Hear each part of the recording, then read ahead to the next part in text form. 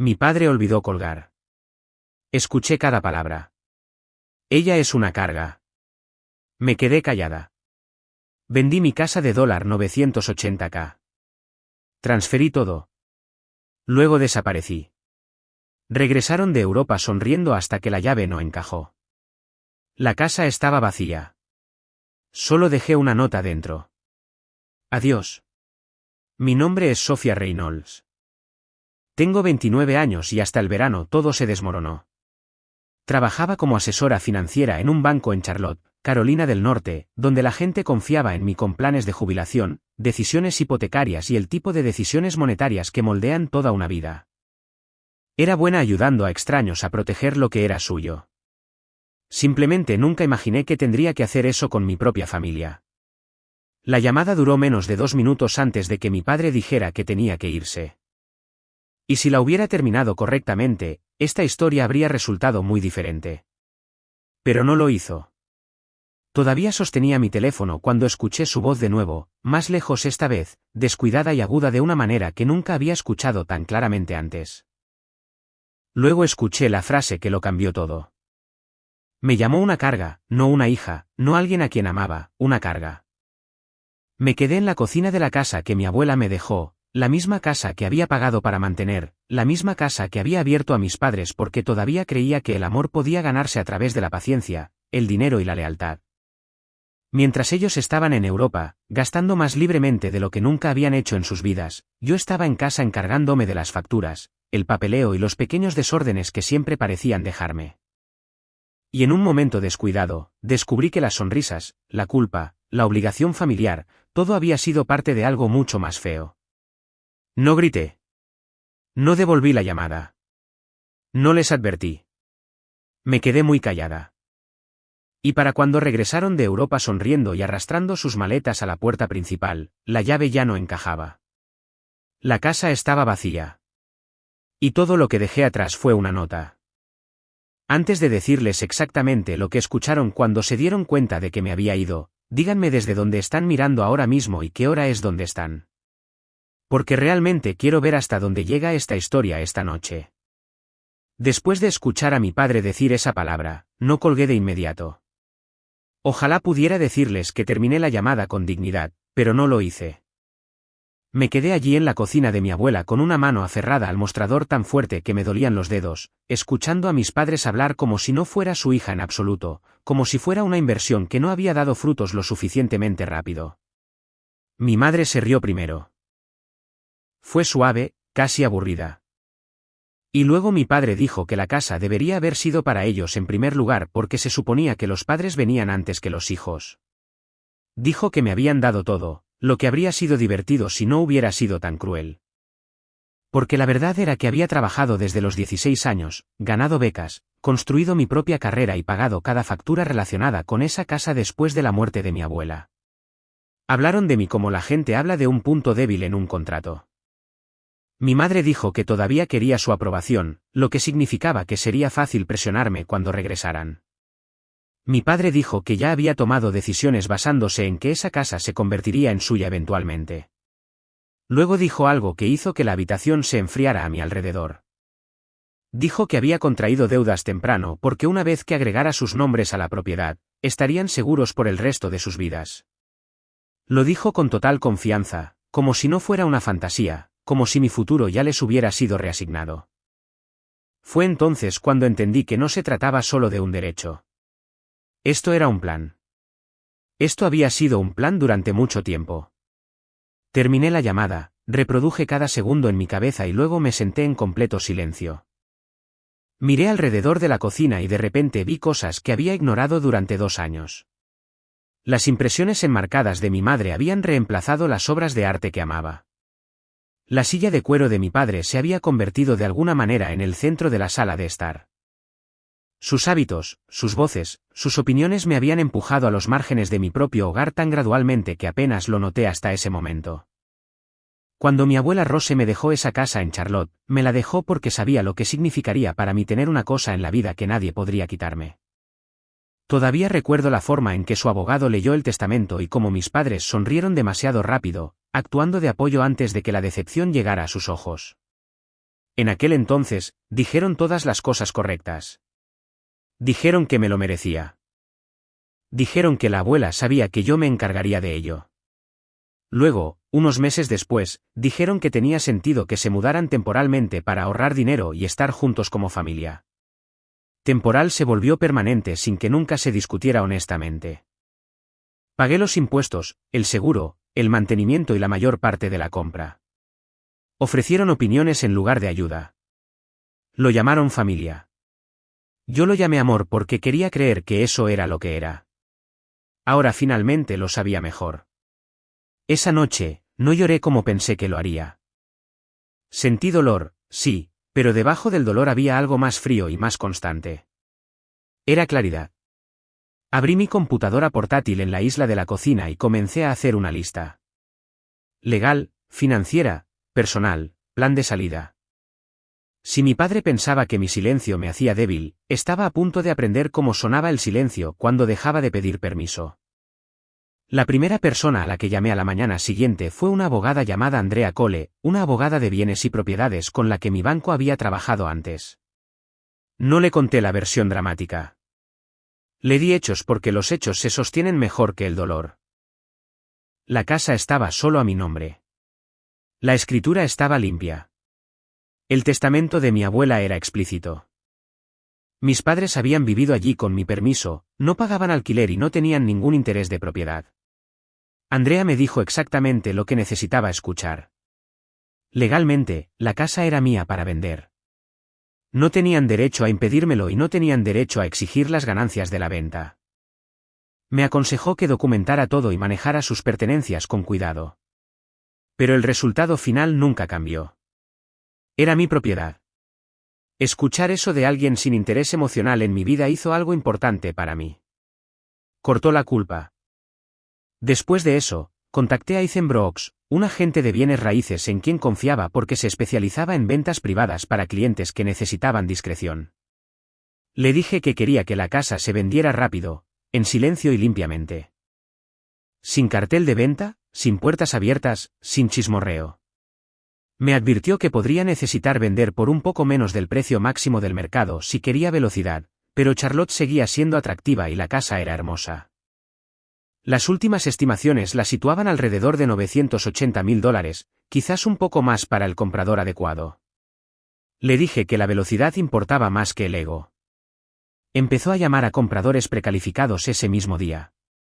Luego pasé a la parte que entendía mejor que nadie. El dinero. Abrí nuevas cuentas en un banco diferente en Raleigh, transferí mis fondos líquidos, cambié cada contraseña que tenía, congelé mi crédito, aseguré mis documentos y redirigí mi correo. No estaba siendo paranoica. Estaba siendo inteligente. Mi padre había pasado años tratando el acceso como propiedad. Había terminado de dejar las puertas sin llave. Encontré un apartamento amueblado a corto plazo en Raleigh, lo suficientemente cerca para construir una nueva vida, pero lo suficientemente lejos para respirar. Compré un teléfono nuevo, configuré un correo electrónico privado y comencé a mover silenciosamente las piezas de mi vida fuera de esa casa antes de que nadie se diera cuenta. Durante el día, trabajaba lo más normalmente posible. Por la noche, empacaba. Cada cajón que abría parecía un sitio de excavación. Había pedazos de mi abuela por todas partes, metidos entre el daño que mis padres habían hecho y los compromisos que había hecho para mantener la paz. Sus recetas escritas a mano, un guante de jardinería con tierra todavía atrapada en la costura, un viejo sobre donde una vez se había escrito un recordatorio para llamarme después de uno de mis exámenes universitarios. Encontré una tarjeta que me dio en mi cumpleaños número 26, el último antes de que muriera. Dentro había escrito: nunca confundas ser necesaria con ser amada. En ese momento, pensé que era uno de esos pequeños y sabios dichos de abuela que la gente guarda en tarjetas de felicitación y recuerda más tarde. Parada en esa casa con cinta de embalar enrollada en mi muñeca, finalmente entendí que había estado tratando de advertirme.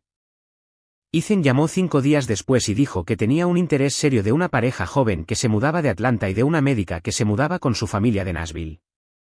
Ambos querían acuerdos discretos y ambos podían actuar rápido. Le dejé hacer las visitas mientras mis padres seguían publicando fotos pulidas de Roma y Florencia, sonriendo frente a fuentes y catedrales que yo había ayudado a pagar. Cada vez que mi madre subía una foto con un pie de foto sobre bendiciones y familia, sentía que se me revolvía el estómago. Ellos disfrutaban del sueño mientras tramaban activamente despojarme de lo único que mi abuela me había protegido. Ethan recibió las ofertas dentro de la semana. Una era fuerte, la otra era más fuerte y más limpia. Acepté la más limpia sin dudarlo. Programamos el cierre para unos días antes de que mis padres regresaran de Europa. El tiempo importaba. No quería una confrontación en el camino de entrada o una discusión a gritos frente a los compradores o una oportunidad más para que me manipularan cara a cara. Quería que su confianza sobreviviera hasta el segundo en que colapsara. Mientras la venta avanzaba en los pasos finales, me ocupé de la parte que parecía cruel hasta que recordé lo que habían planeado para mí. Contraté a una empresa de mudanzas. Inventarié todo en la casa. Separé mis pertenencias, las pertenencias de mi abuela y las pertenencias de mis padres con un cuidado obsesivo. Alquilé una unidad de almacenamiento a su nombre y pagué 6 meses por adelantado. No intentaba robarles. Intentaba no dejarles ninguna oportunidad de pintarme como inestable o injusta. Cuanto más organizada me volvía, más tranquila me sentía. No porque fuera desalmada, sino porque había pasado toda mi vida preparándome para las reacciones de otras personas. Por primera vez, me estaba preparando para mi propia libertad. El cierre ocurrió en una brillante mañana de jueves que debería haber parecido más importante de lo que lo hizo. Llevaba un blazer azul marino, firmé cada página que me entregaron, respondí las preguntas del oficial de título y mantuve mi voz firme incluso cuando se leyó la dirección en voz alta. Había vivido en esa casa con mi abuela, luego sin ella. Luego con 2 personas que lentamente me enseñaron cómo era el amor cuando venía con cálculos ocultos debajo. Para cuando se firmó el documento final, el dinero ya estaba en movimiento y la propiedad ya no era mía. Esperaba sentir pena primero. Lo que sentí fue alivio. Un alivio tan profundo que casi me avergonzó. Ethan me abrazó en el estacionamiento y me preguntó si estaba bien, y le dije la verdad. Le dije que lo estaría. Luego conduje directamente de regreso a la casa para reunirme con la empresa de mudanzas. Esa parte fue más difícil. No porque dudara de mi decisión, sino porque cada habitación albergaba una versión de mí que se había esforzado demasiado. El comedor donde organizaba cenas festivas y hacía todas las compras mientras mis padres criticaban la comida.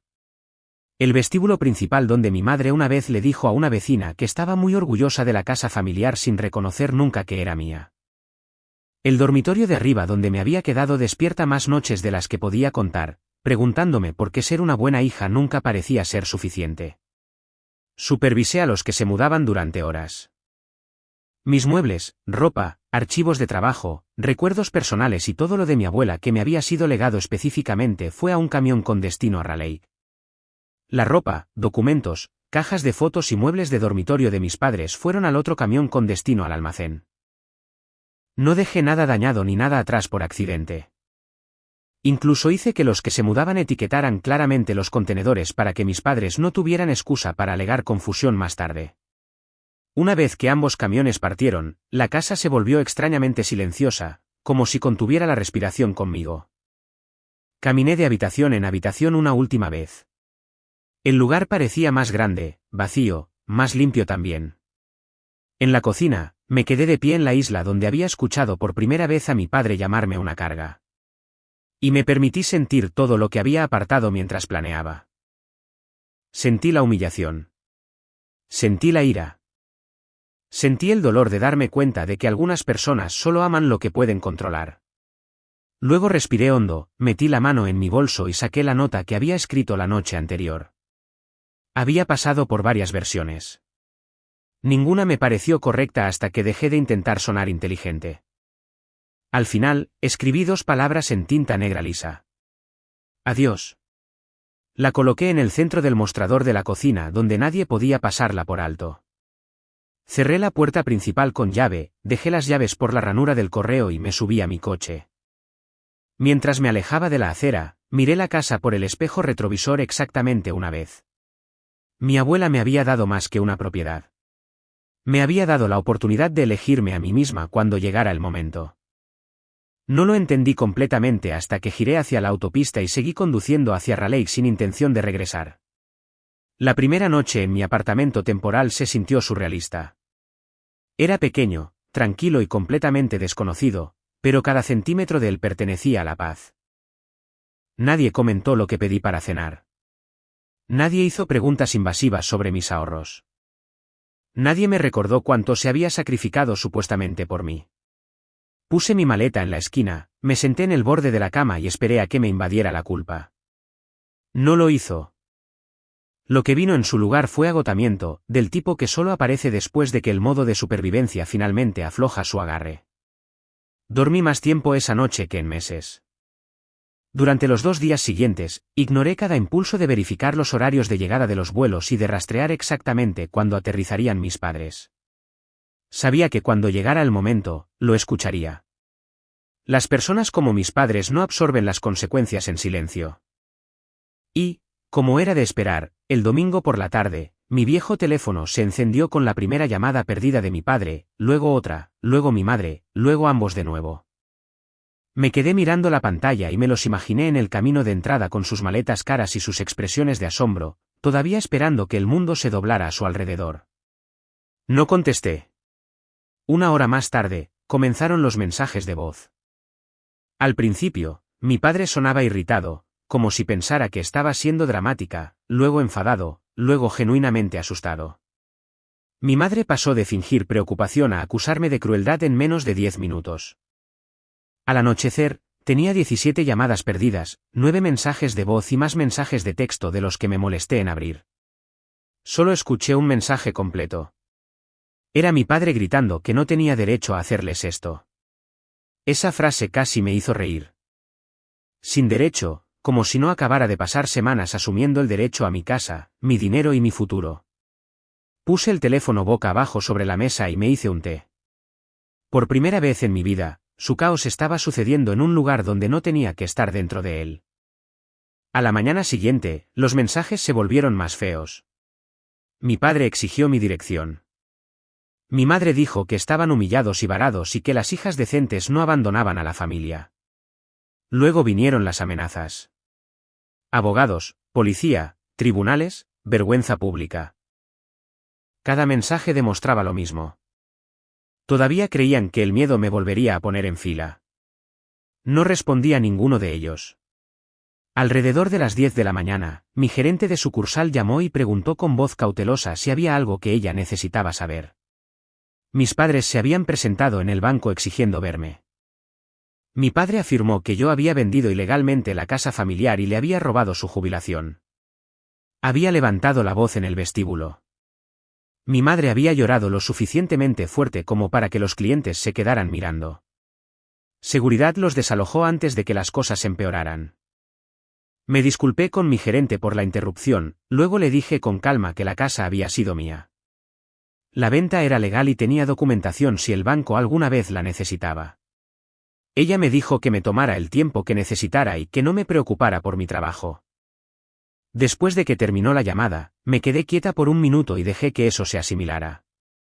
Mis padres habían intentado arrastrarme de nuevo a su actuación amenazando mi trabajo. Y en cambio, todo lo que habían hecho fue mostrar a otro grupo de personas exactamente quiénes eran.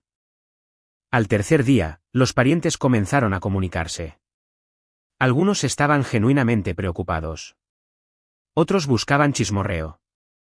Dije muy poco. Les dije a las personas en quienes confiaba que la situación era legal, privada y que ya no estaba abierta a discusión. Guardé capturas de pantalla, mensajes de voz guardados y reenvié las amenazas más agresivas a Andrea. Ella me dijo que estaba haciendo todo bien. Luego, al cuarto día, recibí un mensaje de texto de un número desconocido. Decía, necesitamos reunirnos cara a cara como adultos. Eso me dijo que el número era de mi padre mucho antes de que lo confirmara en la siguiente línea. Quería reunirse en una cafetería en el centro de Charlotte. Dijo que si me negaba, seguirían apareciendo en mi trabajo hasta que dejara de esconderme. Lo leí 3 veces y me di cuenta de algo importante. Todavía pensaba que se trataba de obligarme a volver a viejos comportamientos. Todavía pensaba que si presionaba lo suficiente, cedería, así que acepté reunirme, pero en mis términos. Elegí un lugar concurrido en medio del día y llegué 15 minutos tarde a propósito. Cuando entré, los vi de inmediato. Mi padre, David Reynolds, parecía más viejo que un mes antes. No frágil, simplemente reducido, como si alguien le hubiera quitado su certeza y solo le hubiera dejado ira. Mi madre, Laura Reynolds, tenía la misma postura pulcra que siempre usaba en público, pero su rostro estaba tenso y cansado. Nunca me habían parecido más extraños. Me quedé de pie por un segundo después de llegar a la mesa. Mi padre me dijo que me sentara como si todavía estuviera a cargo de mi vida. Me senté porque quería, no porque él lo dijera. Empezó antes de que pudiera quitarme el abrigo. Me preguntó dónde vivía, dónde estaban sus cosas, qué pensaba que estaba haciendo y si tenía alguna idea de lo humillantes que habían sido los últimos días para ellos. Lo dejé hablar hasta que se quedó sin fuerzas. Luego hice una pregunta. ¿De verdad pensaste que nunca escuché lo que dijiste? La mesa se quedó en silencio. Mi madre lo miró primero a él, no a mí, y eso me lo dijo todo. Intentó cambiar de tema rápidamente. Dijo que lo que creía haber escuchado estaba fuera de contexto. Dijo que habían estado estresados, cansados. Con el jet lag incluso antes de que el vuelo a casa ocurriera, aparentemente. Mi madre añadió que las familias dicen cosas que no quieren decir todo el tiempo. Escuché sin pestañear. Luego puse mi teléfono sobre la mesa y le di a reproducir. No necesitaba la conversación completa. Solo reproduje la parte que importaba. La voz de mi padre diciendo que yo era una carga. Mi madre diciendo que podía ser manipulada porque todavía quería su aprobación. Mi padre diciendo que la casa sería suya con el tiempo. El sonido era bajo, pero en el silencio entre nosotros, bien podría haber sido un trueno. Mi madre palideció. El rostro de mi padre se puso tan rojo oscuro que por un segundo pensé que en realidad se iría. Dijo que grabarlos era una traición asquerosa. Fue entonces cuando supe que no quedaba nada que salvar. Las personas que se disculpan suenan disculpantes. Las personas que son atrapadas suenan ofendidas. Se inclinó hacia adelante y dijo que los padres merecían apoyo después de todo lo que invirtieron en la crianza de un hijo. Ahí estaba la verdad de nuevo, justo en público donde no podía retractarse. Le dije que criar un hijo no creaba una deuda de por vida. Les dije a ambos que nunca más financiaría su estilo de vida, los alojaría ni discutiría mis finanzas con ellos. Les dije que sus pertenencias estaban en un almacén, pagado por adelantado por 6 meses, y que esa sería la última amabilidad logística que recibirían de mí. Mi madre comenzó a llorar entonces, pero no tuvo el mismo efecto que antes. Había pasado demasiados años confundiendo las lágrimas con la inocencia.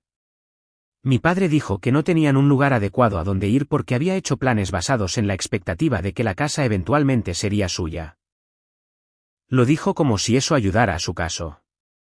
Solo confirmó lo que ya sabía.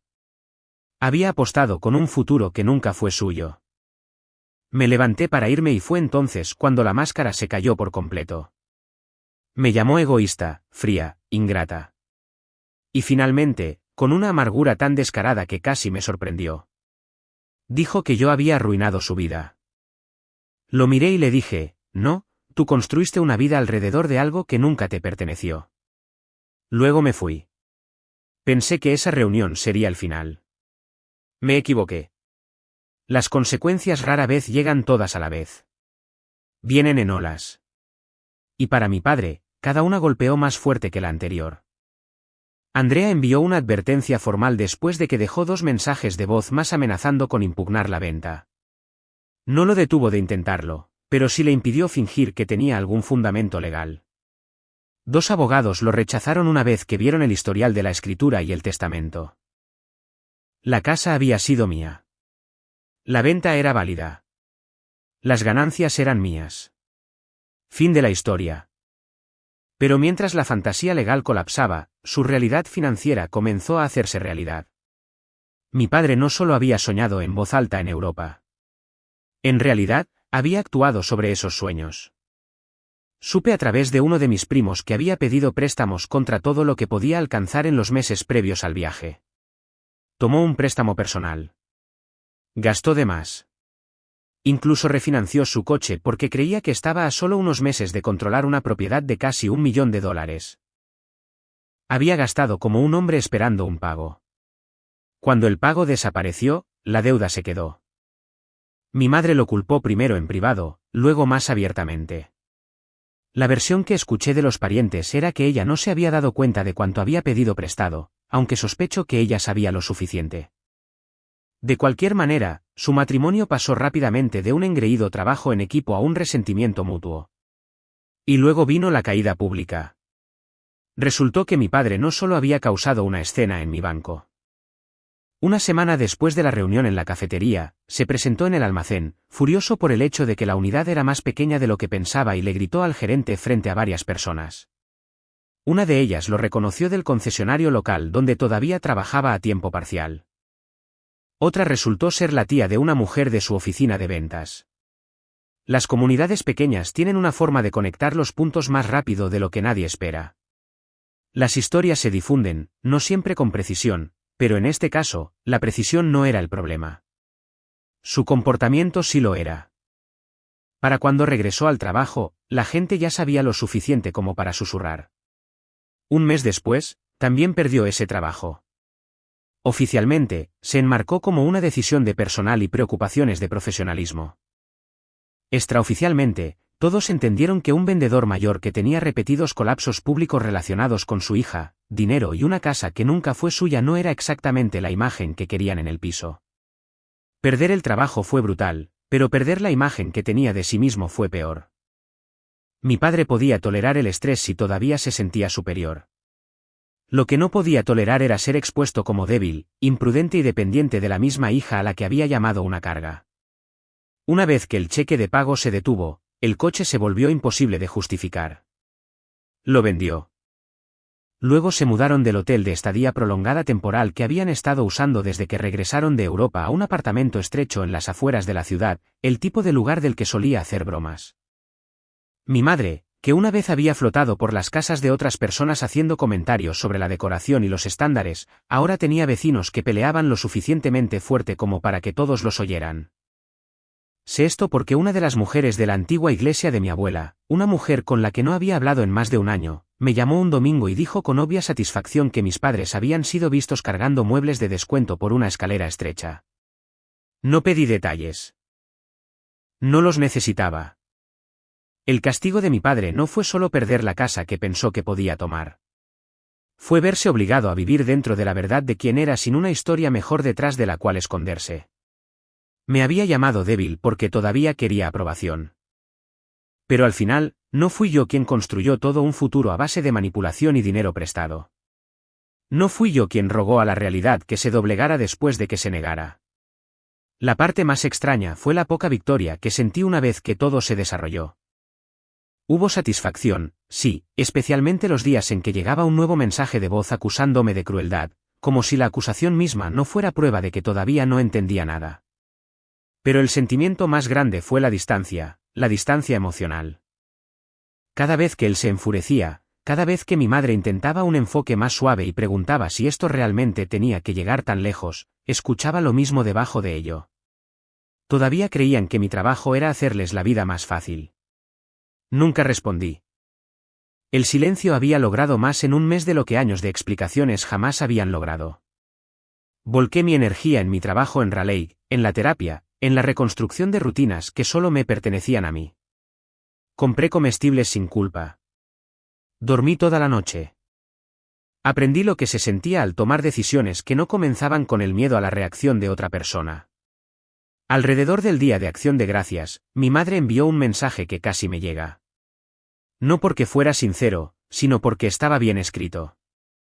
Dijo que las familias se rompen y se curan todo el tiempo y que el orgullo ya había destruido suficiente. Dijo que mi padre estaba deprimido, que el apartamento era pequeño, que habían cometido errores, pero que yo seguía siendo su hija. Luego, en el párrafo final, preguntó si consideraría ayudar con el depósito de seguridad para un lugar mejor, ya que yo tenía más que suficiente después de la venta de la casa. Ese fue el momento en que cualquier suavidad restante se enfrió. Incluso al borde de su colapso, seguían intentando construir un puente de regreso a mi cartera. Borré el mensaje y salí a caminar. El aire estaba frío, el cielo estaba gris y, por primera vez en meses, sonreí sin forzarlo. Mi padre una vez creyó que mi silencio lo protegería porque significaba que seguiría absorbiendo todo en silencio. En cambio, mi silencio se convirtió en lo que le costó todas las ilusiones sobre las que había construido su futuro. Un año después, vivía en una casa adosada en Raleigh con armarios de cocina blancos, demasiadas plantas y una pieza que todavía a veces me detenía a observar a propósito. Me habían ascendido en el banco, no porque mi vida personal me hiciera más fuerte de una manera dramática de película, sino porque finalmente estaba pensando con claridad todo el tiempo. Ya no dividía mi energía entre mi trabajo y la constante gestión emocional que conllevaba tener padres manipuladores en mi hogar. La claridad es buena para una carrera. También lo es el sueño. También lo es no ser agotada por personas que confunden el acceso con el amor. En algún momento, mi historia comenzó a moldear mi trabajo en una dirección diferente. Empecé a notar cuántos clientes jóvenes, especialmente mujeres, llegaban a las decisiones financieras cargando una presión familiar que no podían nombrar del todo. Padres que querían ser agregados a cuentas, parejas que las presionaban para firmar cosas que no entendían, parientes que enmarcaban el control como cercanía. Reconocí la mirada en sus ojos porque la había llevado durante años. Así que le propuse una idea a mi gerente de sucursal y comencé a organizar seminarios nocturnos gratuitos llamados Límites de Dinero y Presión Familiar. Mantuve el lenguaje práctico, no dramático.